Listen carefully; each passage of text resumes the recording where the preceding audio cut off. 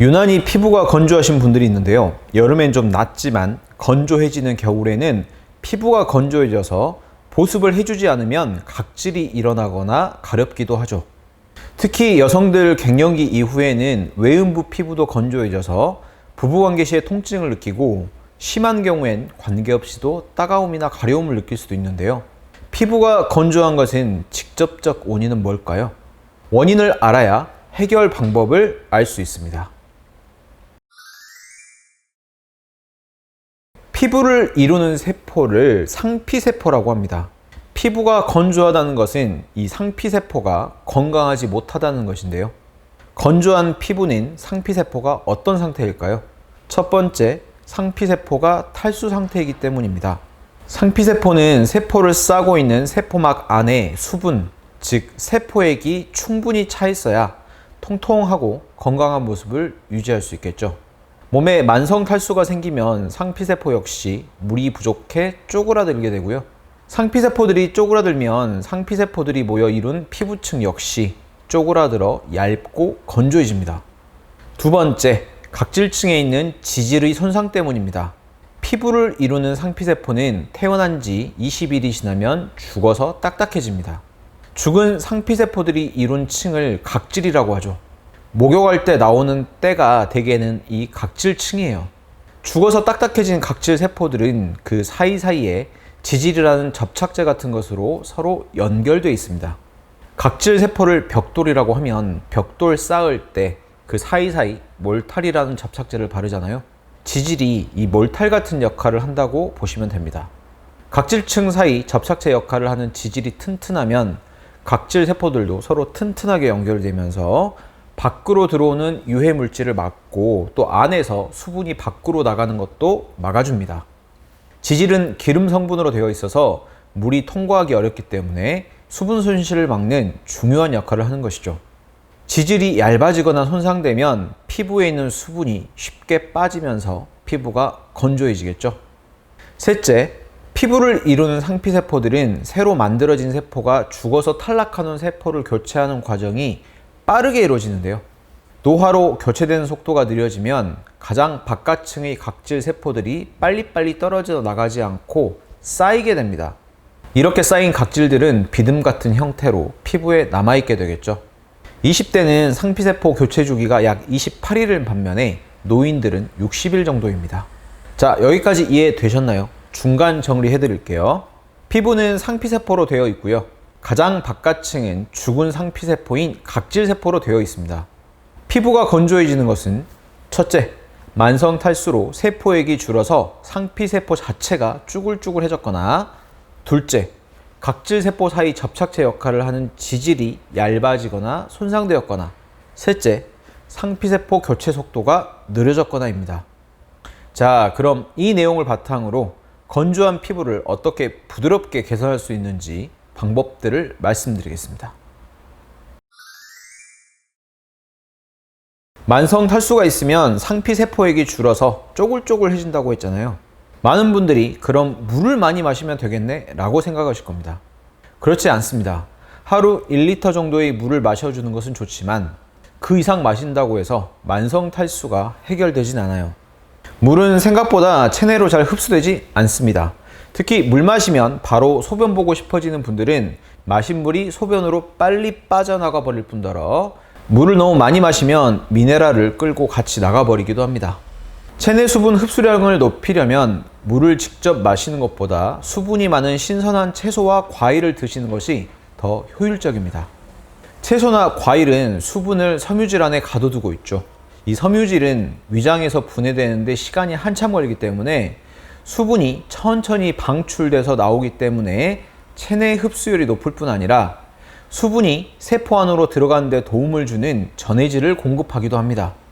그래서 물을 억지로 많이 드시는 것보다는 오이, 수박, 상추, 토마토, 피망, 딸기, 시금치 등 수분 함량이 90%가 넘는 채소, 과일을 챙겨 드시는 것이 만성 탈수 개선에 효율적이죠. 각질층 사이에 접착제 역할을 하는 지질은 지방질, 즉 기름으로 되어 있죠. 그래서 좋은 지방을 다양하게 섭취하셔야 매끈한 피부를 유지할 수 있습니다. 특히 오메가3가 중요한데요. 연어나 고등어 같은 기름기 많은 생선에 많죠. 이외에도 달걀 노른자나 견과류, 아보카도 등에도 지질의 재료가 되는 건강한 지방산들이 많습니다. 겨울철 피부에 비듬이 잘 생기는 분들은 상피세포 교체 속도가 느려진 분들이라고 말씀드렸죠. 상피세포 생성 속도를 빠르게 해주는 영양소는 바로 비타민 A와 비타민 E입니다. 비타민 A는 주로 동물의 간에 많이 함유되어 있는데 현대인이 음식으로 섭취하기가 쉽지 않습니다. 비타민 A가 많이 들어있는 보충제가 대구 간유인데요. 생선인 대구의 간에서 추출한 오메가3입니다. 대구 간유 보충제를 하루 한두 알 복용하시면 오메가3와 비타민 A가 동시에 충분히 보충되기 때문에 피부 건조증 개선에도 효과가 좋겠죠. 그리고 비타민 E는 해바라기 씨앗 등에 많이 들어있는데요. 비타민 E는 과량 복용 시 간에 무리를 줄 수 있어서 보충제로 드시기보다는 식품으로 해바라기 씨앗 같은 식품으로 드시는 게 좋고요. 피부에 직접 바르는 형태로 사용하시는 것도 좋습니다. 보습제 크림에 두세 방울 떨궈서 건조한 곳에 발라주시면 건조감이 개선됩니다. 비타민 E는 토코페롤이라고도 불리는데요. 대두나 해바라기 씨앗에서 추출한 천연 토코페롤 제품을 선택하시는 것이 좋습니다. 저는 갱년기 이후 위축성 외음 질염으로 외음부가 건조해져서 따갑거나 가려움으로 고생하시는 분들에게 코코넛 오일에 비타민 E 오일을 한두 방울 섞어서 바르라고 말씀드리는데요. 이 방법으로 호전된 분들이 많습니다. 세포에 직접 수분을 공급하는 채소와 과일, 각질층을 튼튼히 하는 오메가3와 비타민 A, E를 챙기는 게 우선입니다. 다 챙기셨다면 여기에 더할 수 있는 보충제들이 몇 가지 있는데요. 피부 건조 개선 효과가 있는 것으로 입증된 연구 결과가 있는 보충제 3가지인데요. 먼저 히알루론산이 있습니다. 바르는 크림 형태도 있고 복용하는 알약 형태도 있죠. 어떻게 사용하시던 피부 건조증 개선에 도움될 수 있고요. 안구 건조증에도 도움이 됩니다. 다음으로는 콜라겐이 있어요. 피쉬 콜라겐보다는 닭이나 소를 원료로 만든 것이 좋고요. 피부를 재생할 때 필요한 원료가 콜라겐이라서 피부의 탄력을 유지하고 건조감을 개선할 수 있어요. 콜라겐 드실 땐 비타민 C를 꼭 함께 드셔야 합니다.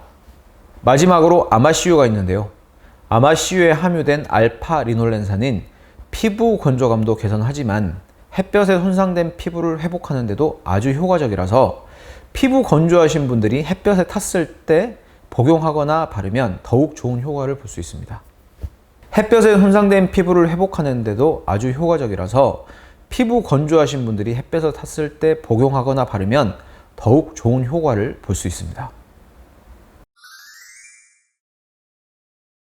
목욕하실 때 거친 타올로 때를 박박 밀어야 시원하시다는 분들도 많죠. 때로 나오는 것은 대부분 피부의 각질층입니다. 때를 밀어주면 피부가 다 뽀송해지고 건강하다고 하는 분들은 상피세포의 재생 기능이 좋은 분들입니다. 각질이 떨어지면 재생이 촉진되기 때문이죠. 이런 분들은 정기적으로 때를 밀어줘도 좋습니다.